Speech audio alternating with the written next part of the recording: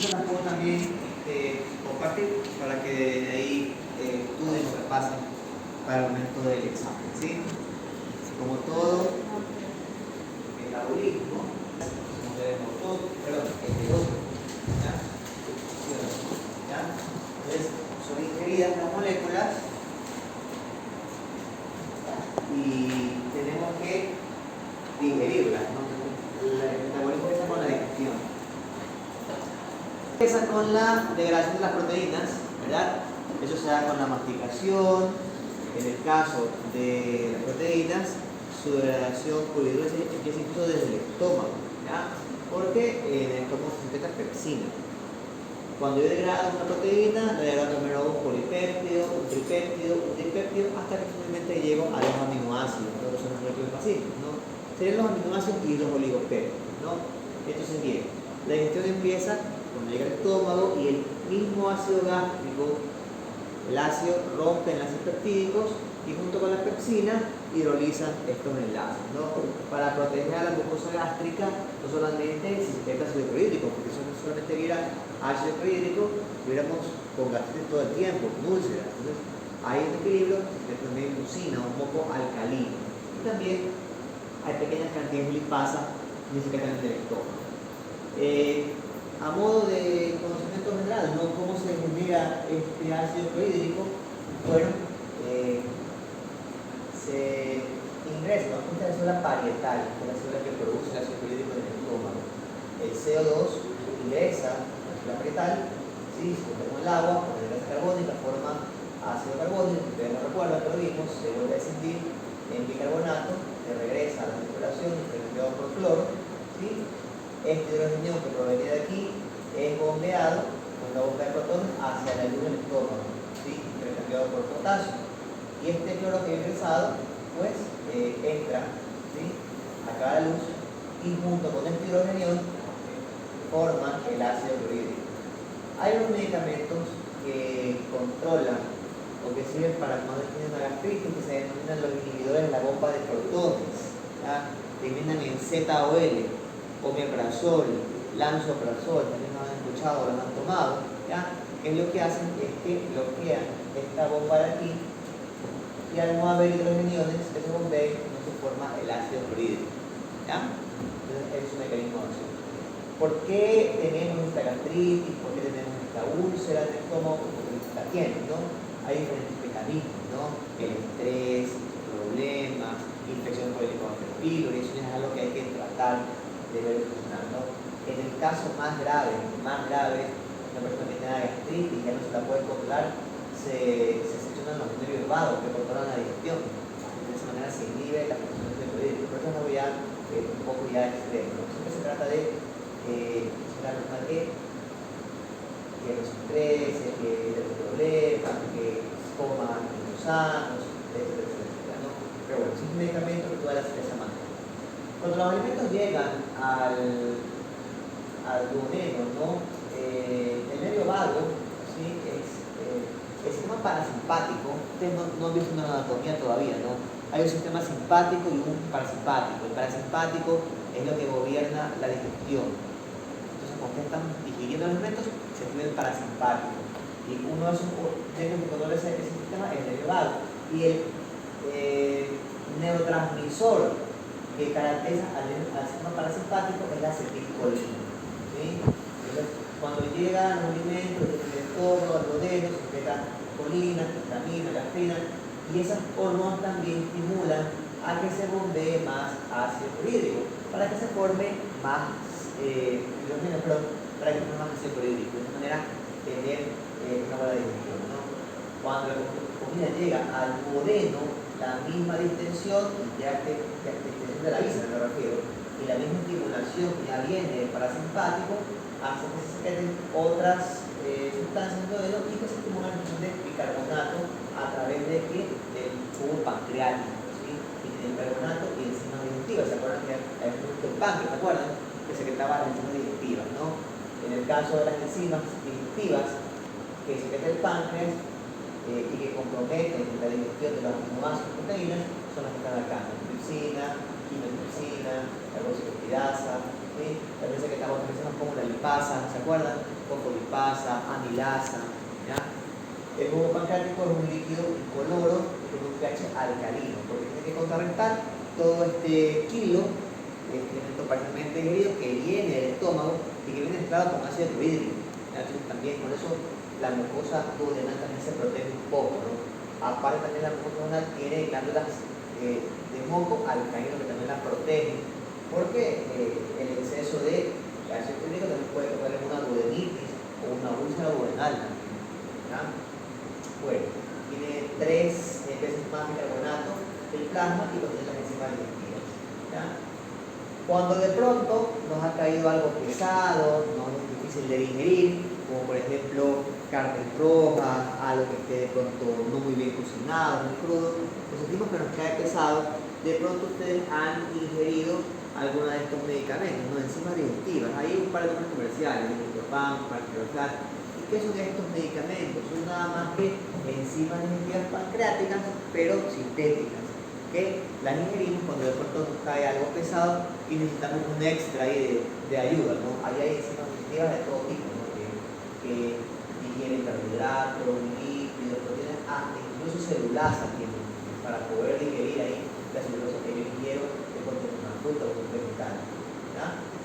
Bueno, ahora bien, en el caso de los aminoácidos, proteínas, recordemos que esto es la célula, ¿se acuerdan? El enterocito, y les he dicho que tiene proteínas digitiformes, ¿no? Más microbiosidades, que su función es expandir la superficie absortiva. En el caso de las proteínas, lo ideal sería absorberlo como aminoácidos, ¿no? Pero también puedo absorber oligopéptidos, es decir, dipéptidos y tripéptidos. En el caso de los aminoácidos, esta absorción implica un gasto de energía, ¿sí? Implica un mecanismo con bomba.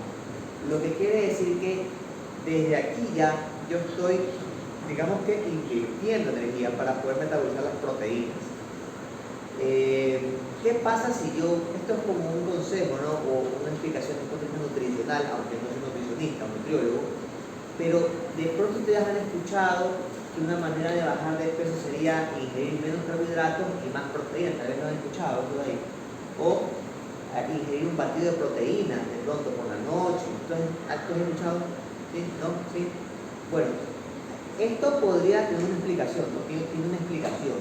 Si yo ingiero más proteínas que carbohidratos, yo estaría gastando más energía en absorberlos que la energía que estoy ingiriendo. No sé si me hago entender. O sea, si yo solamente me como, por ejemplo, un pedazo de carne, yo aquí estoy en contra, energéticamente hablando, porque para absorberla, la proteína necesito invertir energía desde aquí, para absorberla. Y no la voy a recuperar porque no la voy a sacar metabolizando esa proteína. ¿Ya? Porque la proteína no es, digamos, que la primera opción para sacar energía. La primera opción son los carbohidratos y de ahí los lípidos. Entonces, ahí por ejemplo una explicación. Una marca, no voy a decir el nombre, una marca por ahí de productos alimenticios, suplementos alimenticios, ya una marca de esas te dice que si tomas el batido de proteínas por la noche te hace bajar de peso. Podría tal vez funcionar, podría, porque tiene una explicación. Yo gasto más energía de la que estaría consumiendo, ¿ya? Y si aparte de esto consumo menos carbohidratos, también tengo menos aporte calórico. Igual, como les digo, no soy nutricionista, yo lo veo desde el punto de vista bioquímico y le encuentro esa explicación. Si ustedes quieren hacer dieta o una alimentación más balanceada, o si ustedes creen que necesitan tener una alimentación especializada, busquen un nutricionista, sería lo ideal, ¿ya? Bueno, ok. En el libro de Laguna hay una teoría que en Bayes no está, y por eso es que a mí me gusta explicar lo de Laguna en esta clase. En el Bayes como que ligeramente lo menciona, ¿no? Hay algo llamado estado dinámico de las proteínas, ¿ya? Esta teoría hace referencia a que como la función de las proteínas son diversas, ¿sí? Y su primera función no es generar energía, sino suplir de elementos estructurales, enzimas, componentes de hormonas, transportadores, ¿sí? Hay que tener siempre una reserva de proteínas y de aminoácidos. Entonces, esta teoría habla de que hay que tener una serie de cisternas pozas o reservas de aminoácidos. Entonces, se llama estado dinámico de las proteínas. Las proteínas y los aminoácidos son incorporados a los tejidos, ¿sí? Y hay muchos tejidos que hacen de cisternas o de reservas, ¿ya? Entonces tenemos el músculo, el intestino, cerebro, riñón, y están conectados entre sí, intercambiándose estos aminoácidos según lo que necesitemos, ¿ya? Entonces hay una síntesis y degradación continua, ¿sí? Porque los aminoácidos entran a nuestro cuerpo y yo voy a sintetizar estas proteínas que necesito a partir de estos aminoácidos que yo ingiero, ¿sí? Tengo que formar proteínas, hormonas, transportadores, receptores de membrana, compuestos de intermedio del metabolismo, etcétera, etcétera. Entonces, todo lo que estoy degradando y sintetizando. Entonces, esto es como una cisterna. O también podemos compararlo, por ejemplo, con un sistema, aquí esto que ¿no? Como un sistema interconectado de electricidad, como el que tenemos aquí en nuestro país, ¿no? Hay momentos en los cuales, por algún motivo, alguna ciudad tiene un corte, un apagón, o hay una disminución de la generación de energía, y este interconectado compensa y energía, por ejemplo, que se genera en otra eléctrica o en otra ciudad. Entonces la IDP incluye un PRDI, está interconectado, cosa que si le falta energía en una ciudad, se la suple otra. Al menos así es en teoría. Lo mismo es acá, ¿ya? Tenemos una ingesta de proteínas provenientes de la dieta, ¿sí? Y estos aminoácidos ingresan y se pueden intercambiar entre las diferentes cisternas. Deben ver un poquito más de esto de acá. Ok, entonces, deberíamos ingerir más o menos 80 gramos diarios, ¿sí? De proteínas. Más o menos siempre se toma como referencia que la persona pese en promedio 70 kilogramos, ¿no? Pero puede ser más o menos, ¿no? Entonces, hay momentos en etapas de la vida en los cuales tengo un balance de hidrogenados positivos y otros negativos. Es decir, hay momentos en la vida clínicas que hacen que yo tienda a ingerir más proteína porque esté con menos proteína. Entonces, cuando tengo una etapa en la cual tengo un balance hidrogenado positivo, es decir, una ingesta supera las pérdidas, en el crecimiento. Como ustedes piensen en crecer, en generar tejidos, en crecer, sea a lo alto o bueno, a lo ancho no tanto, pero en generar tejidos deben pensar en proteínas, ¿ya? Cuando un niño crece o tiene que crecer, tiene que consumir proteínas. Las proteínas son los elementos o los nutrientes formadores de tejidos, no olviden eso. Cuando una persona va al gimnasio y quiere hacerse musculoso, ¿qué le dicen que tiene que tomar? Unos batidos que tienen carbohidratos, lípidos o proteínas. Proteínas, ¿verdad? Sí, como estos que están acá, ¿verdad? ¿Qué le dicen? Hay que tomar proteínas. Claro, si tú quieres formar tejidos, tienes que consumir proteínas, ¿ya? Si una persona está después de una cirugía, tiene una cicatriz, tiene que regenerar tejidos, ¿qué le dicen? Tiene que consumir proteínas, ¿ya? Entonces, en el crecimiento está en el balance positivo, proteínas. Lo mismo en el embarazo, porque está generando una nueva vida, ¿ya? En la lactancia, porque está formando leche materna, y en la convalecencia. ¿Qué es la convalecencia? El periodo en el cual yo me estoy recuperando de una enfermedad. Ustedes ya vieron proteínas, vieron albúmina en la práctica, ¿sí o no? Sí. Les explicaron que cuando una persona está en plena enfermedad hay una hipoalbuminemia. ¿Les explicaron eso? ¿No? ¿No recuerdan? ¿Sí? ¿No? ¿Les suena? ¿En el manual? Bueno, cuando una persona está enferma, tiene que el hígado secretar o formar una serie de proteínas llamadas proteínas de fase aguda. Esta es la proteína C, ¿ya? Que indica inflamación. Que justamente creo que esta fue una pregunta, tal vez que le tocó a alguno, sí. ¿No? Que resulta sensible. Pero esto indica inflamación, ¿ya? Entonces es un mediador de la inflamación. Entonces, cuando tú estás enfermo, el hígado deja de sintetizar albúmina y secreta más proteína C. Entonces tú tienes una hipoalbuminemia, ¿ya? Pero es transitorio. Cuando tú ya estás mejorándote y estás en convalecencia, tienes que reponer la albúmina que has perdido. Entonces necesitas consumir más proteínas. Entonces ahí también eso se ve con el apetito. Una que vuelve a estar ya recuperando una enfermedad, tiene más hambre, se le vuelve el apetito. Ahí cuando la gente dice, no, ya está mejor porque ya está comiendo. Si la gente dice eso, entonces tiene esa explicación. Entonces, en la convalescencia, tú estás con más apetito y debes recuperarte consumiendo proteínas. Antes, la gelatina era proteína, antes, ahora no. Ahora la gelatina que consumimos, como ustedes ven en la percha ahí del comisariato, es de origen vegetal. No estoy seguro si la gelatina sin sabor también es vegetal. La verdad es que le voy a probar el día que voy a utilizar. ¿Ya? Ustedes también lo pueden probar. ¿Y por qué les cito el ejemplo de la gelatina? Porque tal vez ustedes recuerden, o tal vez tienen la costumbre, o han visto, o se estilaba, que las personas cuando visitaban a alguien en el hospital le llevaban una gelatina. ¿Sí? Pero ¿por qué le llevaban la gelatina?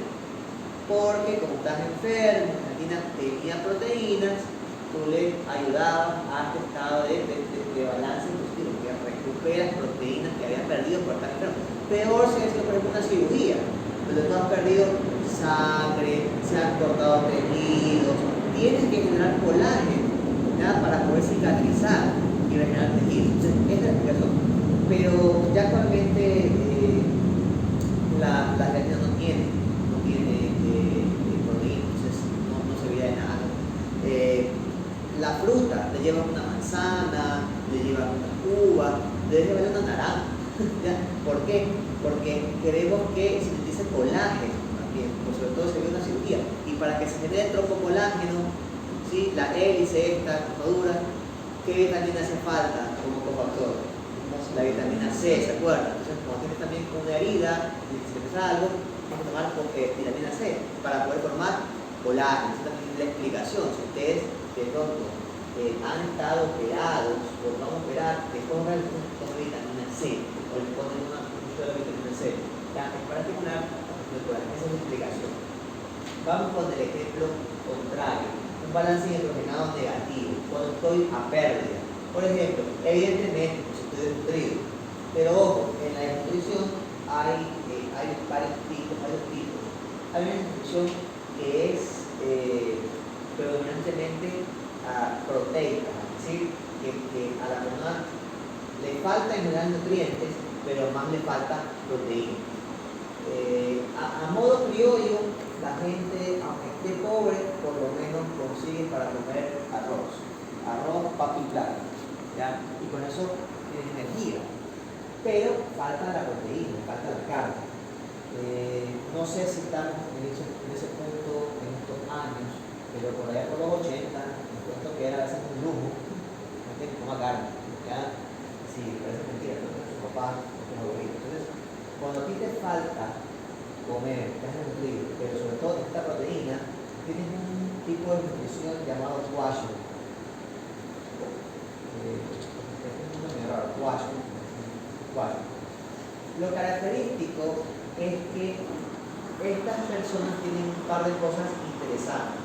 Primero, al faltarme proteína, no puedo formar tanta albúmina. Y ustedes se acuerdan que la albúmina del lado venoso aportaba la presión oncótica. ¿Y qué ayudaba a eso? A que el agua regrese. Y cuando el agua no regresaba, se quedaba en ¿dónde? En el intersticio, en el edema. Entonces, era muy común, o si todavía lo han visto o lo ven, que uno iba a una zona urbano marginal, o una zona pobre, y veía estos niños pipones, ¿ya? O sea, los han visto, ¿no? Y había el mito urbano que decían que era que estaban, ¿qué tenían? Bichos. Que tenían bichos, estaban llenos de bichos, eso decían, pero no es verdad. Lo que tienen es una citis, porque les falta proteína. Entonces, no tienen presión oncótica adecuada y tienen que acumular agua en cavidad peritoneal. Eso es lo que todo, eso es agua. Y otra cosa característica también de estas personas en nutrición es el color del cabello. Acá se puede ver bien, le dicen el signo de la bandera, como ahí, el signo de la bandera. Estas personas acá, ¿sí? Tienen el cabello de estos niños mechones, ¿sí? O el cabello como amarillo, o como un color café. ¿También se han fijado en eso? Como naranja, con color como el color de la escoba que tiene la pasta blanca, ¿no? Como la de las brujas, ¿no? No como la escoba aquí que es no. ¿Ya? Entonces, ¿y cómo son estos? Tienen como que rubios aquí y son con otros caracteres como técnicos, ¿ya? ¿Cómo es la cosa? Bueno, lo que pasa es que para formar melanina necesitas qué cosa, tirosina y fenilalanina, que son aminoácidos.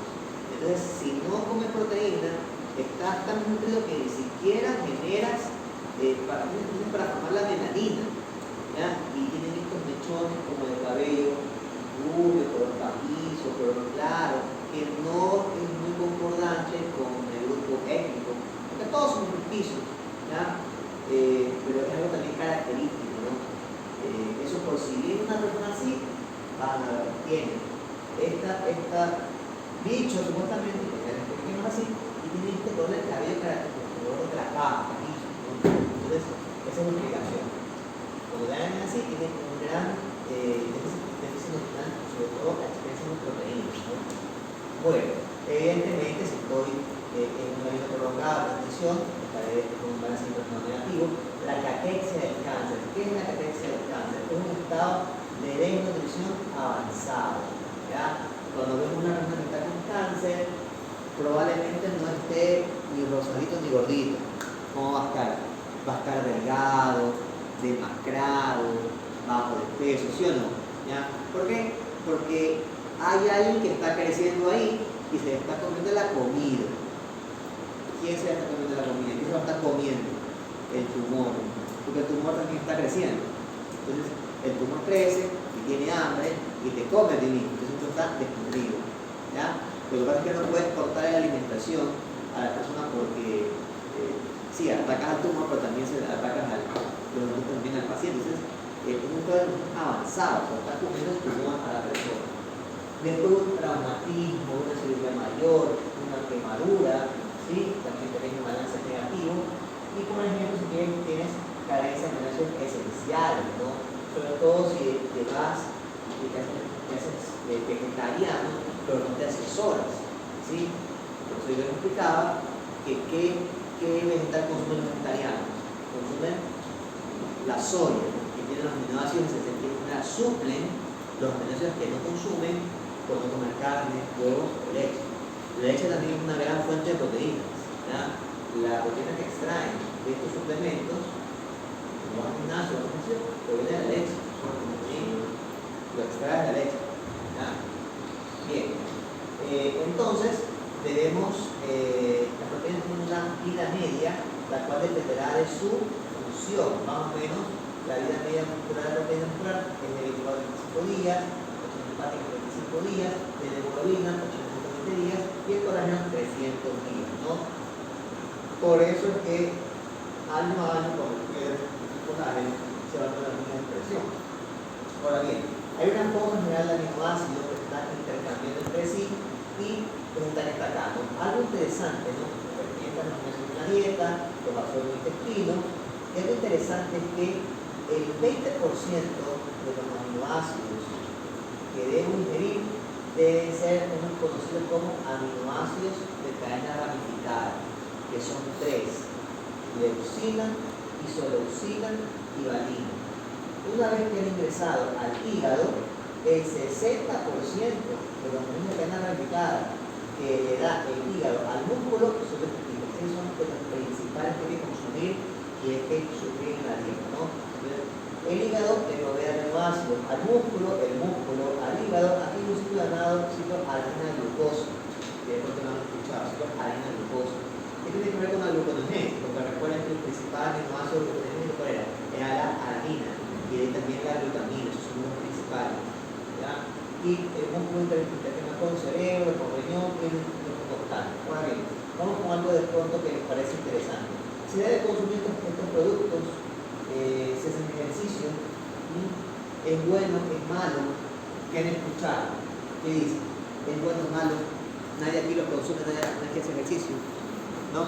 ¿Qué dicen? Es bueno el tiempo de estar haciendo deporte y lo estar gastando, si no se almacena como grasa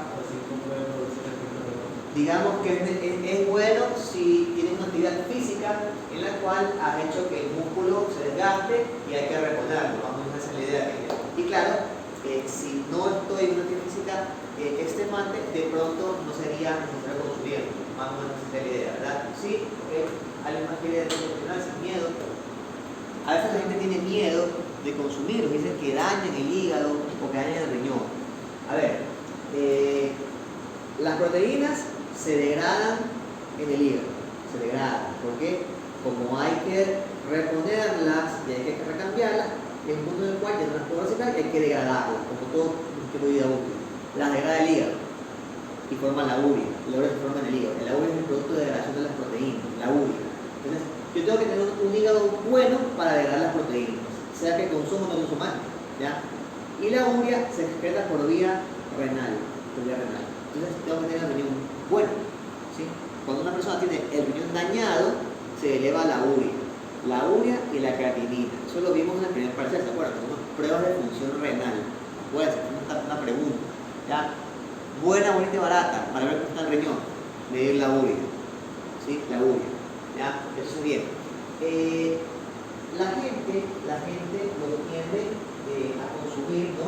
Sobre todo para verse así, ¿no? Escudos, ¿no? Que el músculo. Y les digo, les doy una explicación desde mi punto de vista, porque yo practico algunos deportes y también los consumo. También dependerá de qué deporte hacen, ¿no? Pero independientemente de eso, cuando haces ejercicio extenuante, ¿sí? Que sea algo más de una hora, y sobre todo si es algo aeróbico, extenuante, tu músculo está sufriendo. ¿Sí? Aunque no parezca, tienes pequeños desgarros, hay daños, ¿sí? Hay inflamación, y cuando el músculo queda inflamado, dañado y desgarrado, que eso es lo que normalmente ocurre, pequeñas roturas, pequeñas lesiones, tiene que así mismo repararse, tiene que reponer la actina. Entonces, ahí, en ese momento, la cisterna propia, que es el músculo, se necesita reponer a sí mismo, sus aminoácidos, necesita para él, para poder reponerse, para poder repararse. Entonces, se vería un poco como interrumpido este flujo, porque no puede suplir a los otros órganos. Entonces, si tú consumes estos productos, y por ejemplo no es propaganda de ninguna marca, nadie me paga por esto, ¿ya? Tú ayudas a que el músculo se pueda regenerar y que puedas mantener la interconexión y suplir los aminoácidos con los otros sistemas o otros órganos. Entonces, si es necesario, ¿ya? Porque si no, el músculo se termina dañado, ¿ya? Termina dañado, le cuesta más repararse, queda inflamado, entonces si es necesario consumirlo, ¿no? Ahora, estos productos tienen, aquí te dice esto de aquí, BCAA, y también los puedes consumir también BCAA. Ahora, ¿qué significa BCAA? Significa en inglés, aquí lo pueden leer, aminoácido de cadena ramificada, es decir, esto que está aquí, el 20% que debe incluir la dieta y el 60% que debe ir al músculo. Lo principal que hay que reponer, ¿ya? Lo principal. Ahora, ¿quiénes más deberían consumir esto? ¿O qué tipo de atletas o de personas? ¿Ya? Si te haces mucho ayuno o entrenas en ayuno, ¿ya? ¿Por qué? Porque cuando tú estás en ayuno, ¿qué vía de los prevertos activas? La gluconeogénesis. Entonces, si tú no repones los aminoácidos al músculo, porque estás en ayuno, gluconeogénesis, estás poniendo a la larga también tus músculos, ¿ya? Porque estás desgastando por mantener la formación de glucosa. Ahí también se da otra indicación interesante. Si tú entrenas en ayuno o haces mucho ayuno, tendrás que priorizar comer proteínas. Por eso yo les decía, si ustedes se fijan, el desayuno, aparte de tener carbohidratos, tiene que tener grasas y proteínas, porque te va la gluconeogénesis en esas horas de ayuno. Veo que no son muy deportistas en este curso, entonces de pronto no han consumido. Pero sí les van a preguntar, porque cuando ustedes son estudiantes les preguntan, oye Pepito, ¿tú qué? O María, Marita, ¿tú qué estudias? ¿Puedo tomar esto? ¿Es bueno? ¿Es malo? La verdad es que desde mi punto de vista sí lo debes tomar, porque tienes que mantener la fisiología del músculo de manera interna. Sin embargo, sí es necesario tener que otra cosa. Tienes que tener bien tu hígado y tu riñón. Las personas que tienen el riñón dañado y el hígado dañado, en general, tienen una dieta especial que baja en proteínas. Porque no pueden formar urea, acumulan un compuesto intermedio, amoníaco y amonio, y no pueden orinar a respetar la urea. Entonces, uno tiene problemas hepáticos, que van a tener una dieta hipoproteica. ¿Ya? Bueno, aquí vamos a hacer una pausa, ¿ya? Para que cojan aire, y voy a tomarle una poca trazada, una copa. Resumiendo, ¿no? Entonces, los aminoácidos deben absorber y distribuir en diferentes cisternas, ¿no? Hay caminos metabólicos comunes, como lo son la desaminación y la transaminación. Esto es retirar el grupo amino y cederlo a otros compuestos para formar entre esos compuestos del ciclo de Krebs, que veremos la próxima semana, de forma muy sencilla, ¿no? Constantemente las proteínas tisulares están sintetizando y degradando. Cuando yo degrado una proteína, tengo que formar la urea, que es la molécula de degradación de las proteínas, ¿no? A partir de amoníaco y CO2. Hay también algunos productos de interés fisiológico que ahora veremos, y los productos de degradación que son el amoníaco, el amonio y la urea. Entonces, los aminoácidos se ingieren, entran a estas reservas de aminoácidos, se van a las proteínas, ¿sí? O estas regresan para ser degradadas o formar parte de los residuos, ¿no?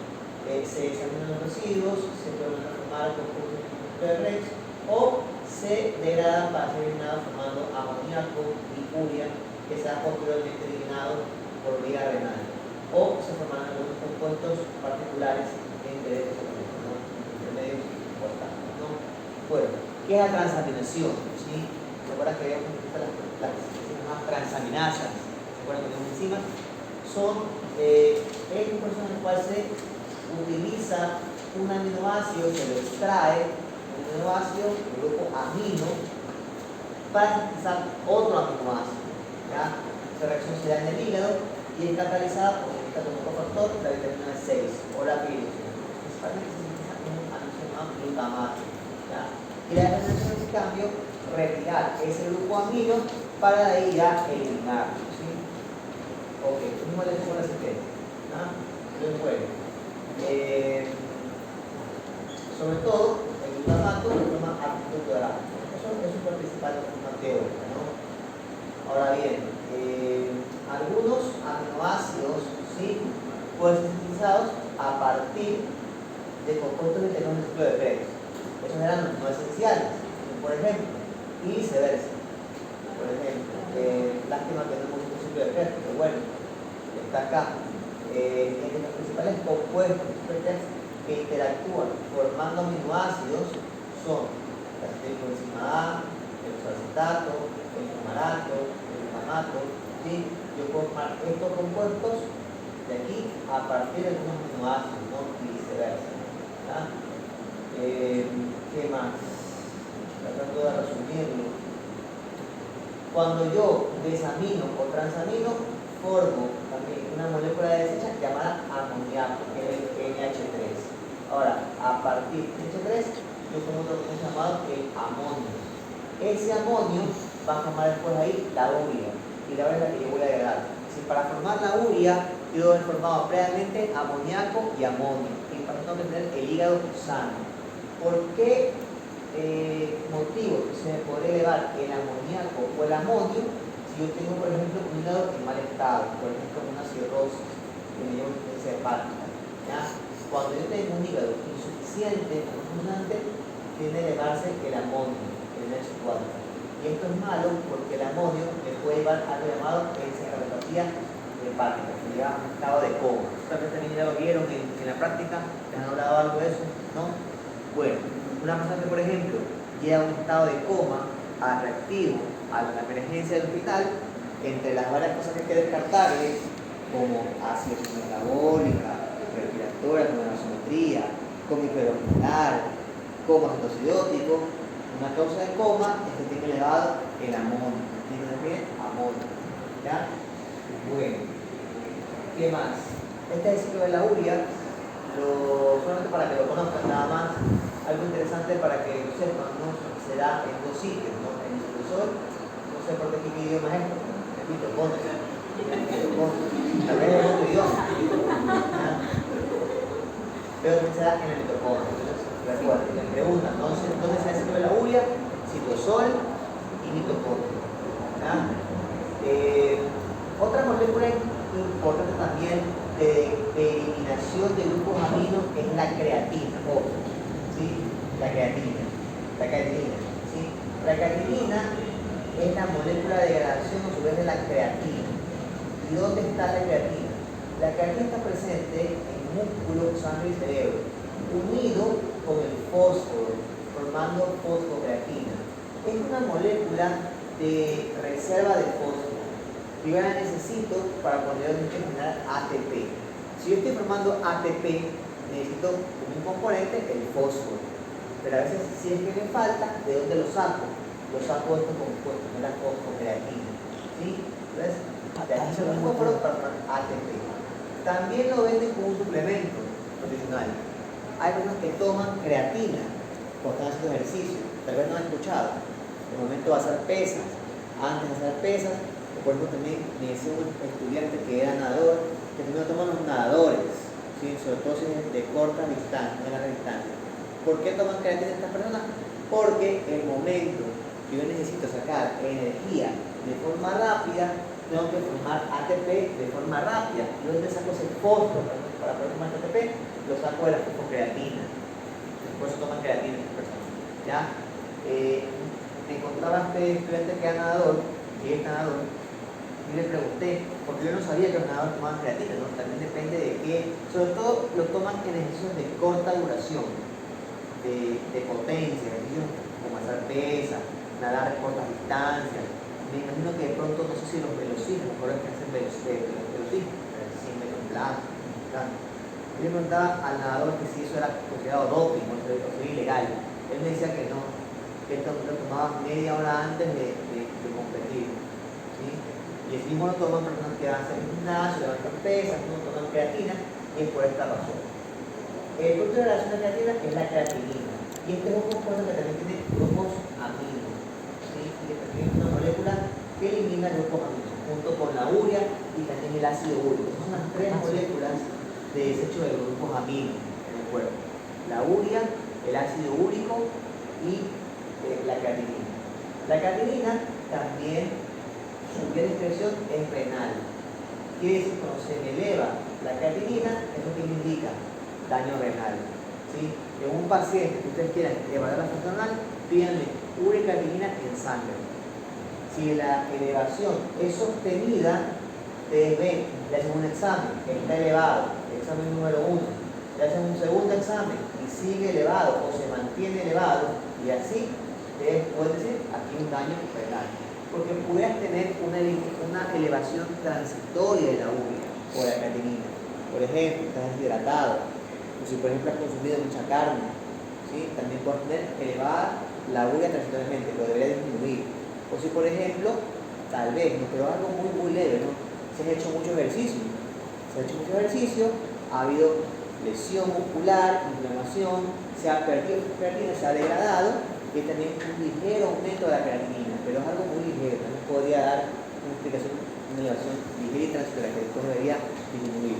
Pero si la urea que está elevada de forma sostenida, eso indica daño renal. ¿Sí? ¿Qué más? Algunas sustancias importantes que pueden dar los aminoácidos, la melanina, ¿se acuerdan que les decía, no? En el caso del kwashiorkor, ¿no? Para que se necesito tirosina, por supuesto, y melanina, que son aminoácidos, ¿no? Cuando una persona tiene un error de metabolismo por déficit de enzima tirosina quinasa, no puede formar melanina. Esa enfermedad se llama albinismo. Esa enfermedad, el albinismo, ¿sí? Tienen un déficit de enzima llamada tirosina quinasa y no pueden formar melanina. No es método de metabolismo. ¿No? Lo contrario, puede tener la mala pata que tenga un cáncer de piel y que justamente genere una hiperpigmentación, que tenga un melanoma, un cáncer de piel, lo contrario. ¿No? ¿Qué más? Moléculas de origen proteico, aminoácidos específicas, ¿no? Que tengo que tomar neurotransmisores, catecolaminas, histamina, etc., ¿no? Hormonas, muchas hormonas se refieren a proteínas, como la insulina, glutagón, ¿sí? La oxitocina, vasopresina, hormonas tiroides, son de origen peptídico, aminoácidos o proteínas. ¿Ya? Por fin, los intermedios del metabolismo de la hemoglobina. Y finalmente, la hemoglobina. ¿Sí? La hemoglobina hay que degradarla, ¿no?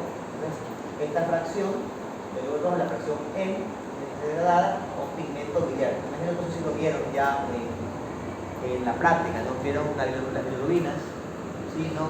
Sí. Bueno, la fracción M debo degradarla en el sistema reticuloendotelial.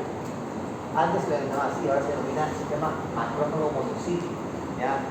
Debido a que tienen gran cantidad de macrófagos y que se dedican a destruir los glóbulos rojos viejos, como son hígado, vaso, médula ósea, degradan los glóbulos rojos, degradan la hemoglobina y forman bilirrubina, la cual está en la sangre, ¿no? Indirecto.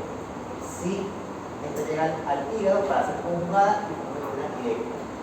Cuando yo tengo la bilirrubina aumentada, ¿sí? La bilirrubina total, yo tengo que ver si es a expensas de directa o de indirecta. Eso es lo más importante. Un paciente que tiene la bilirrubina aumentada, ver a predominio de cuál, directa o indirecta. ¿Ya? Si es a predominio de indirecta, me indica dos cosas. Lo primero que hay que descartar es hemólisis. Y lo segundo, un defecto en la conjugación, que es también un error de metabolismo. Hay un par de síndromes que después tienen que haber leído, el síndrome de Gilbert y el de Lewin-Johnson, que son enzimas que faltan y que no se pueden conjugar. ¿Ya? Si está elevada la directa, es un problema hepatocelular, ¿sí? Lesión hepática, sea por inflamación, fármacos, ¿sí? Están ambas aumentadas, sobre todo la directa. Y si está predominantemente aumentada la directa, sobre todo, aquí es un problema de obstrucción de las vías intrahepáticas o cohepáticas, es decir, un cálculo intrahepática o cohepática. Eso lo corroboran, por ejemplo, con qué enzima, con la gamma mt aumentada y la fosfatidilina aumentada. ¿Sí? Ustedes ya saben, bilirrubina aumentada a predominio de cuál, para saber dónde está el problema. Cuando la bilirrubina está aumentada por encima de 2 miligramos por decilitro, según los autores, o más de 2.5 según otros, yo puedo tener la piel y las mucosas con una coloración amarilla. Eso se conoce como ictericia. Y no es porque me miro, no te miras, es una canción de autor que no lo pone en guerra, ¿no? Es porque algo está pasando, ¿no? El problema es hepático o prehepático o poshepático. Eso es lo que tienes que averiguar. ¿Sí? Bueno, esto aquí yo considero lo más importante en el metabolismo de las proteínas. Esto se lo voy a poner. Jamás deben olvidar es que las proteínas son elementos formadores de tejidos. Si yo quiero crecer, tengo que consumir proteínas. ¿Sí? Si yo quiero tener más músculo, puedo consumir proteínas. Aparte porque se lesionan por la inflamación. El punto de relación de las proteínas, ¿cuál es? Es la urea. Su eliminación es renal, y la forma es el hígado. Si mi hígado está dañado, yo no puedo formar urea. Entonces, la proteína que ingresa a mi cuerpo, yo no la puedo degradar. Y se me acumula, se me hace amonio o amoníaco. Si se me daña el riñón, no puedo obtener la urea. Por lo tanto, la urea es un marcador de lesión renal. Eso también no te lo olviden. La urea y la creatinina. Chicos, ¿alguna pregunta? ¿Me